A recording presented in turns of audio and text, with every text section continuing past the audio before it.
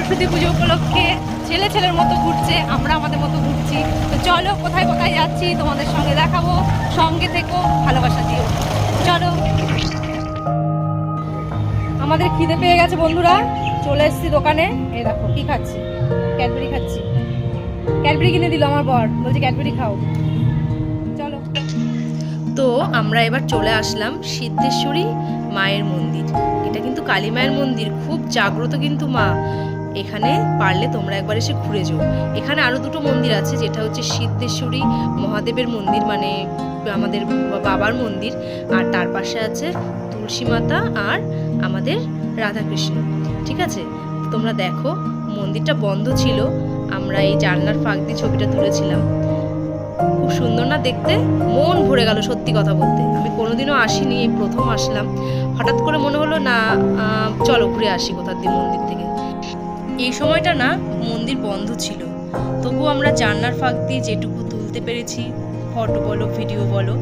ঠাকুরমশাই বললেন যে এখন তো মন্দির বন্ধ আছে। আসলে ঠাকুরমশাইয়ের সঙ্গে আগে কথা হয়েছিল, উনি তখনই বললেন যে মন্দির বন্ধ হয়ে আছে, ঠাকুরকে শয়ন দেওয়া হয়েছে। আমি বললাম আমি তো অনেক দূর থেকে এসেছি, একটু দর্শন করা যাবে না? উনি বললেন ঠিক আছে, আমার তো মনটা কেমন লাগছে মা, আমি তো নিজেকে আমার পাপি মনে হচ্ছে, চলো মন্দিরটা খুলেই দিই, তোমরা একটু দেখো। সত্যি মাকে দেখার পর আমার বেশ একটা কেমন ইমোশন কাজ করে মায়ের সঙ্গে। ছোটোবেলা থেকে মাকে আমি সত্যি খুব ভালোবাসি, অন্তর থেকে ভালোবাসি। সবার আগে আমার মাই আসে। হ্যাঁ, মাকে ডাকলে, মাকে দেখলে আমার মন থেকে বেশ কেমন একটা কিছু একটা হয়, যেটা আমি বলে বোঝাতে পারবো না। মার কাছে তো আমি আমার মনের সব কথা জানালাম, মাকে বললাম যে মা এখন আসছি, আবার আসবো, তুমি ডাকলেই আসবো। এখানে এদিকে দিয়ে আসার কোনো ইচ্ছাই ছিল না, জানো তো, কিন্তু হঠাৎ করে ওই যে মা না ডাকলে তো আসা যাবে না। তো চলো আমরা মন্দির দেখে ঠাকুরকে নমস্কার করে মনের কথা সব জানিয়ে তারপরে আমরা বেরিয়ে পড়লাম সরস্বতী মায়ের দর্শন করার জন্য।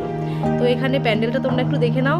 প্যান্ডেলটা কিন্তু খুব সুন্দর হয়েছে। দিনের বেলা থেকে রাতের বেলা ভালো লাগতো, কিন্তু আমাদের তো রাতের বেলা সময় হবে না। যখন বেরিয়েছি চলো একটু ঘুরেই নি।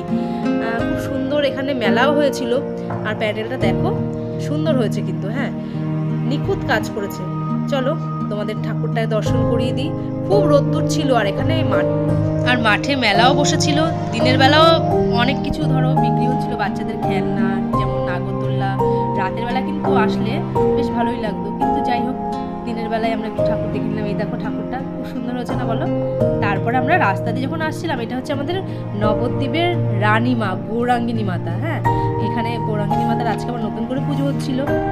তারপর আমাদের এখন বাড়ি ফেরার কথা। তো চলো আমরা বাড়ি ফিরবো, একটু খাওয়া দাওয়া করে নিলাম। তো তোমাদের ভিডিওটা কেমন লাগলো অবশ্যই জানিও। সবাই ভালো থেকো, শুভরাত্রি।